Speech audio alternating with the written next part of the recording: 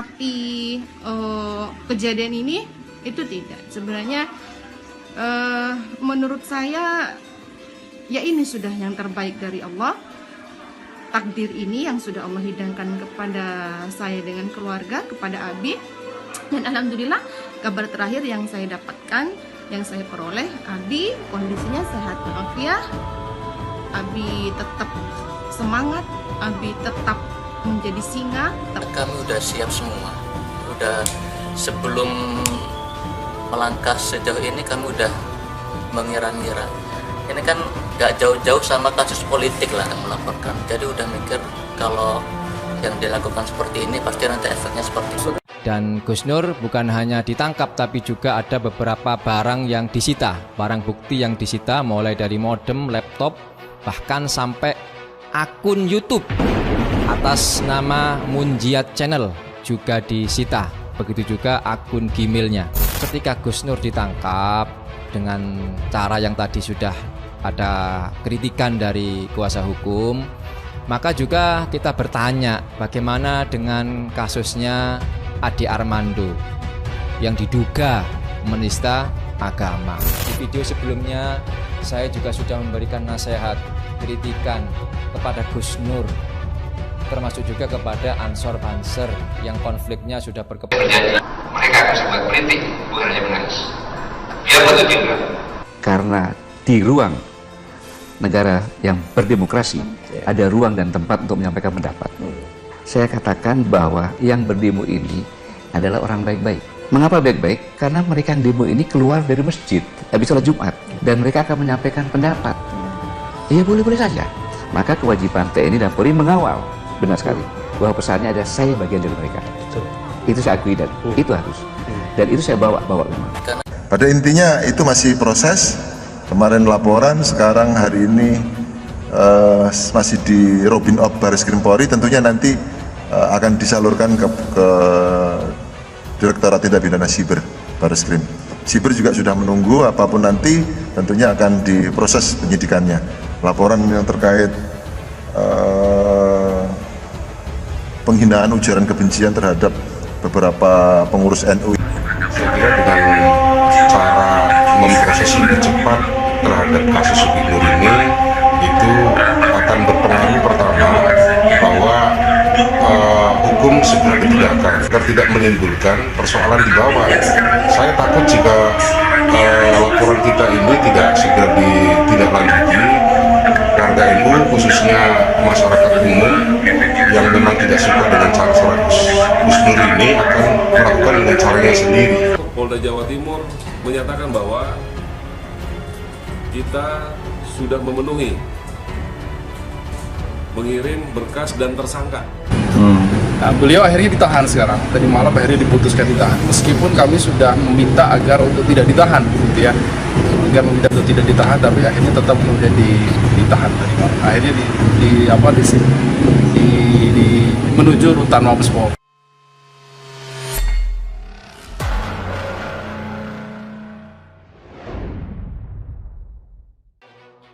Sugi Nur Raharja alias Gus Nur kini harus mendekam di penjara.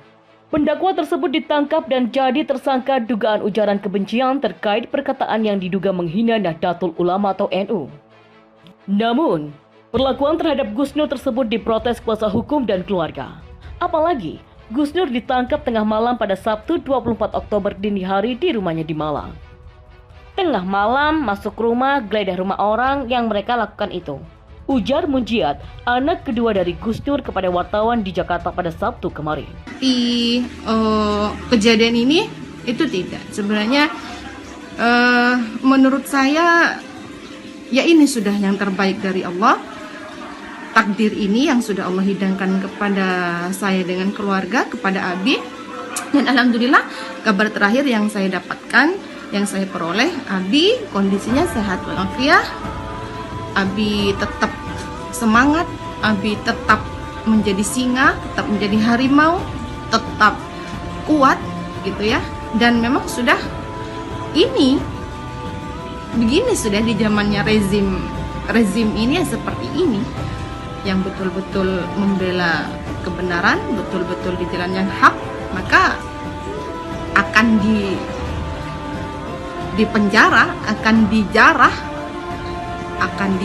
akan dijatuhkan mentalnya,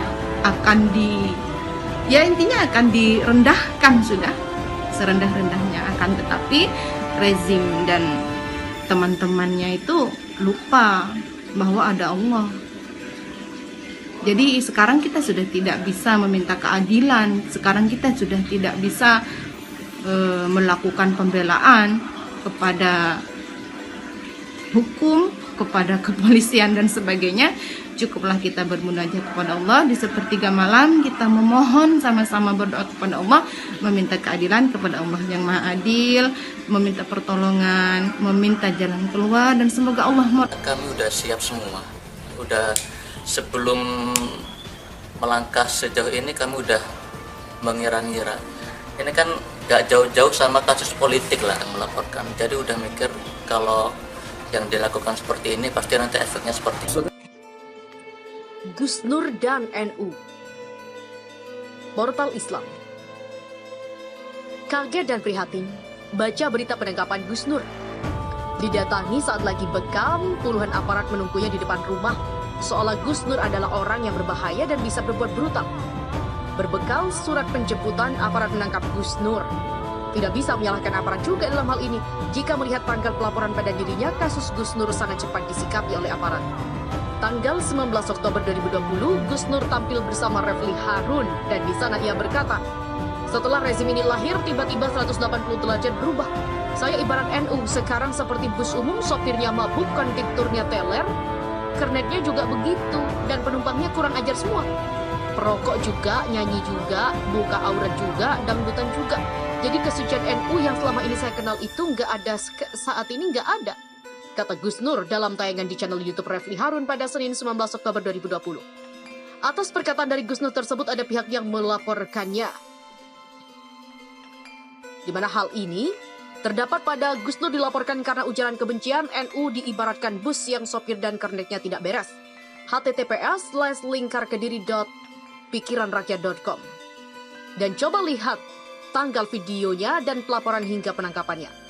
Tanggal 19 Oktober 2020 video tayang, tanggal 21 Oktober masuk laporan pada Gus Nur, dan tanggal 24 Gus Nur ditangkap atas pelaporan pada dirinya.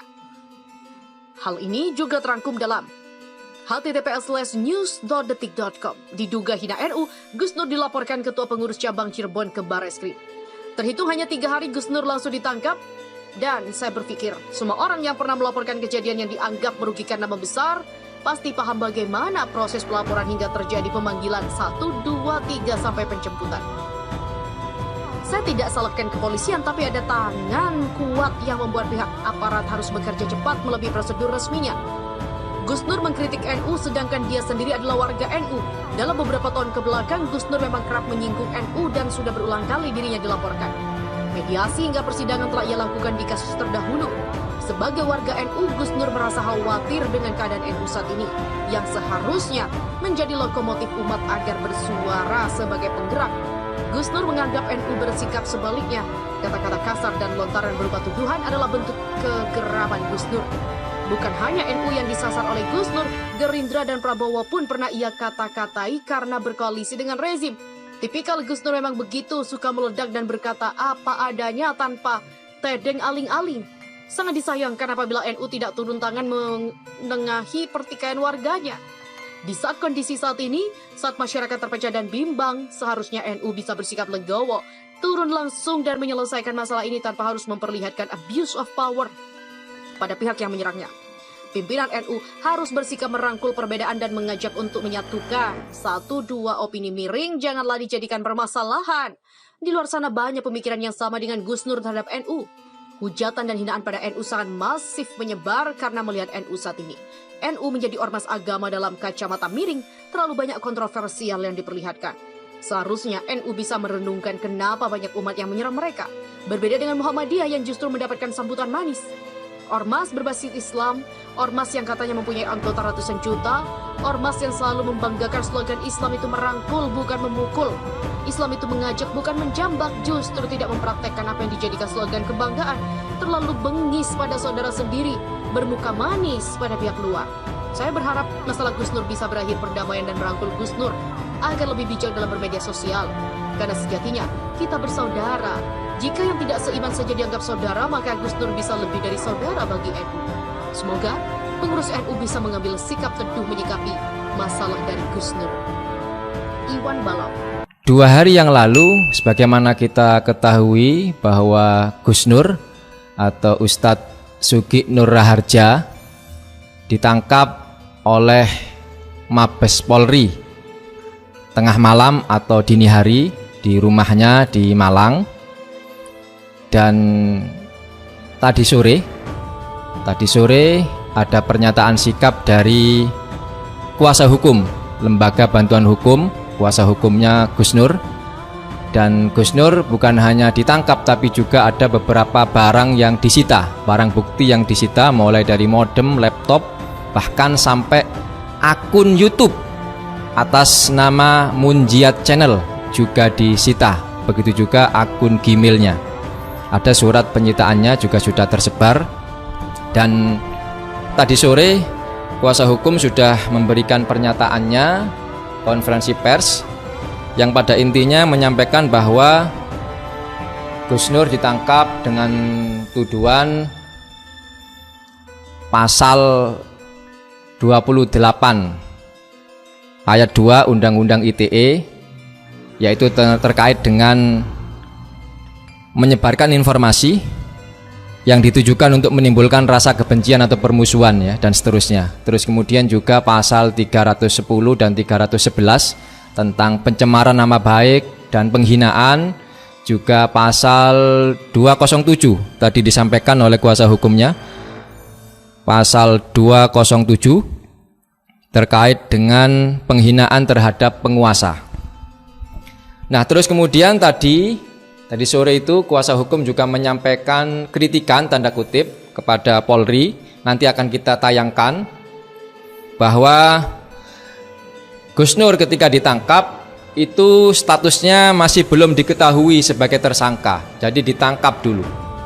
Tadi disampaikan statusnya belum diketahui sebagai tersangka tapi ditangkap, dan surat yang diberikan oleh aparat pada saat penangkapan itu adalah surat penangkapan dan surat tanda terima barang bukti. Terus kemudian ditangkap tanpa pemeriksaan awal terlebih dahulu. Jadi ditangkap dulu baru diperiksa, dibawa ke Jakarta dulu, baru terus kemudian diperiksa. Ini juga menjadi kritikan dari kuasa hukum kepada aparat, yang memang semestinya kalau kita ketahui secara umum, tentu kan proses hukum itu diawali dengan penyelidikan, penyidikan, baru di tingkat penyidikan ini ada penetapan tersangka. Terus kemudian tadi kuasa hukum juga menyampaikan semestinya penangkapan itu harus sesuai dengan pasal 112 ayat 2 KUHP, yaitu ada panggilan terlebih dahulu, kalau mangkir 2 kali baru ditangkap dan seterusnya. Coba kita akan tampilkan video pernyataan sikap dari kuasa hukum Gus Nur. Biar tidak hoax, monggo ditampilkan admin. Bismillahirrahmanirrahim. Assalamualaikum warahmatullahi wabarakatuh. Pada sore hari ini, kami LBH Pelita Umat akan menyampaikan press conference terkait penangkapan Ustadz Gus Nur. Untuk selanjutnya, pembacaan press conference akan disampaikan oleh Ketua Polri di Densiber. Sebagian tim kami sedang di sana, dan sebagian kali ini adalah kami membacakan press conference, dan setelah itu kami akan kembali lagi ke Mabes. Nomor 05-PH-LBH-PU-10 Romawi /2020 tentang penangkapan Ustadz Gus Nur. Ustadz Sugi Nur Raharja alias Gus Nur pada dini hari tanggal 24 bulan Oktober 2020 dikabarkan ditangkap penyidik Dinsiper Mabes Polri. Ustadz Gus Nur dituduh berdasarkan pasal 28 ayat 2 Junto 45 ayat 2 dan pasal 27 ayat 3 Junto pasal 45 ayat 3 Undang-Undang Nomor 19 Tahun 2016 tentang perubahan Undang-Undang Nomor 11 Tahun 2018 tentang ITE. Ustadz Gus Nur juga diperkarakan berdasarkan ketentuan pasal 310 dan 311 KUHP tentang pencemaran nama baik dan pasal 207 KUHP tentang penghinaan terhadap penguasa. Berkenaan dengan hal tersebut, LBH Pelita Umat sebagai kuasa hukum berdasarkan surat kuasa khusus yang diberikan istri beliau dengan surat kuasa nomor 015-K/LBH/Pelita-10/2020 menyatakan pertama, bahwa pada waktu Ustadz Gus Nur ditangkap belum diketahui status sebagai tersangka. Hal ini berdasarkan surat yang diberikan aparat kepolisian yang melakukan penangkapan hanya memberikan surat penangkapan dan surat tanda terima barang bukti. 2. Bahwa Ustadz Gus Nur ditangkap tanpa proses pemeriksaan awal dan baru diperiksa dan diambil keterangan setelah ditangkap dan dibawa ke Mabes Polri. Semestinya tindakan penangkapan hanya dapat dilakukan apabila tersangka tidak hadir tanpa alasan patut dan wajar setelah dipanggil 2 kali berturut-turut oleh penyidik. Prosedur penangkapan seharusnya mengacu pada pasal 112 ayat 2 Junto pasal 227 ayat 1 KUHP. Penyidik sebelum melakukan penangkapan harus memanggil seseorang yang dengan patut sebagaimana dalam pasal 112 ayat 2 KUHP. 3. Bahwa semestinya dalam hal ini tidak dapat dengan serta-merta dikenai upaya paksa berupa penangkapan karena ada syarat-syarat tertentu yang diatur dalam Perkap nomor 14 tahun 2012. Pasal 36 ayat 1 menyatakan tindakan penangkapan terhadap seseorang tersangka hanya dapat dilakukan berdasarkan 2 pertimbangan yang bersifat kumulatif, yaitu A. Adanya bukti permulaan yang cukup, yaitu laporan polisi didukung dengan satu alat bukti yang sah dengan turut memperhatikan ketentuan pasal 185 ayat 3, pasal 188 ayat 3, dan pasal 189 ayat 1 KUHP. B. Tersangka telah dipanggil 2 kali berturut-turut, tidak hadir tanpa alasan yang patut dan wajar. C. Sedangkan Ustadz Gus Nur belum pernah dipanggil secara patut dan wajar, tetapi langsung ditangkap dan baru diperiksa serta diambil keterangan setelah ditangkap. Selanjutnya saya persilakan kepada Sekjen. Baik, saya lanjutkan. Yang keempat, bahwa tindakan penyidik yang demikian dikhawatirkan dinilai sebagai tindakan yang arogan, tidak empati di musim pandemik. Karenanya kami sangat menyayangkan sekaligus mempersoalkan komitmen Polri dalam melakukan tindakan hukum di musim pandemi ini. Bangsa ini sedang dilanda musibah, tapi kondisi itu tidak membuat Polri bertindak arif dan bijak dalam menjalankan tugas menangani perkara. 5. Bahwa kami mendorong agar Undang-Undang ITE ini untuk segera dilakukan revisi, terutama terkait pasal-pasal karet. Hal ini dikhawatirkan pasal tersebut digunakan oleh seseorang dan atau sekelompok orang dan atau oknum pemegang kekuasaan dan kewenangan untuk melakukan tindakan pembungkaman menyampaikan pendapat di ranah media online. 6. Bahwa kami memohon doa dan dukungan dari jamaah Ustadz Gus Nur serta dari seluruh kaum muslimin agar Allah Maha Perkasa lagi bijaksana memberikan kekuatan dan kesabaran. Demikian pernyataan hukum ini kami sampaikan. Jakarta, 24 Oktober 2020. Tertanda LBH Pelita Umat, Ketua Chandra Purnawirawan SHMH, Sekretaris Jenderal Pancaputra Kurniawan SHMSI. Demikian pernyataan hukum ini kami sampaikan dari Ketua Muda yang disampaikan. Baik, demikian pernyataan hukum yang kami telah sampaikan tadi. Insya Allah setelah hari ini, setelah sore ini, pernyataan ini kami langsung ke Mabes untuk mendampingi rekan-rekan kami yang sudah di sana sejak tadi siang. Saya ingin mohon maaf kepada seluruh awak media, kami tidak membuka tanya jawab, gitu ya. Terkait pernyataan sikapnya nanti kami akan sampaikan dan kami berikan satu-satu kepada seluruh awak media. Terima kasih, mohon dukungannya.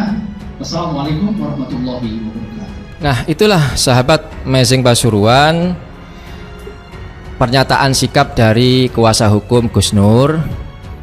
Yang pertama yang ingin kami tanggapi adalah kami berharap agar aparat kepolisian bisa menegakkan hukum dengan seadil-adilnya.